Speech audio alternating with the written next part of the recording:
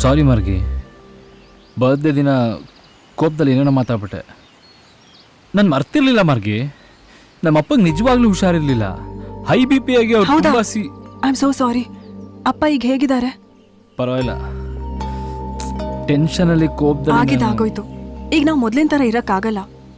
College ಮುಗೀತು. ನಮ್ಮ priorities change ಆಗಬೇಕು. ಅಮ್ಮನಿಗೆ ನಿನ್ನ ಬಗ್ಗೆ ಒಳ್ಳೆ ಒಪಿನಿಯನ್ ಇಲ್ಲ, ಅದು ನಿನಗೂ ಗೊತ್ತು. ನೀನು ಹಿಂಗಿದ್ರೆ ಆಗಲ್ಲ. ನೀನು ಚೇಂಜ್ ಆಗಬೇಕು. ನನಗೋಸ್ಕರ, ಅಮ್ಮನಿಗೋಸ್ಕರ, ನಮ್ಮ ಫ್ಯೂಚರ್ಗೋಸ್ಕರ. ನೋಡ್ ರಾಮಾಚಾರಿ, ನಾನು ಕಸಿನ್ಗೆ ಹೇಳಿದ್ದೀನಿ, ಅವನ ಕಂಪನಿಲಿ ನಿನ್ಗೊಂದು ಕೆಲಸ ಕೊಡಿಸ್ತಾನೆ. ಅವನೇ ನನಗೆ ಕೆಲಸ ಕೊಡ್ಸೋದಕ್ಕೆ? ಏನ್ ನಂದೇ ತಪ್ಪು ಅನ್ನೋ ತರ ಮಾತಾಡ್ತಿದ್ಯಾ? ಜನ ಕೇಳ್ತಾರೆ ಅನ್ನೋದಕ್ಕೆ ನಾನ್ ಬದುಕಕ್ಕಾಗಲ್ಲ.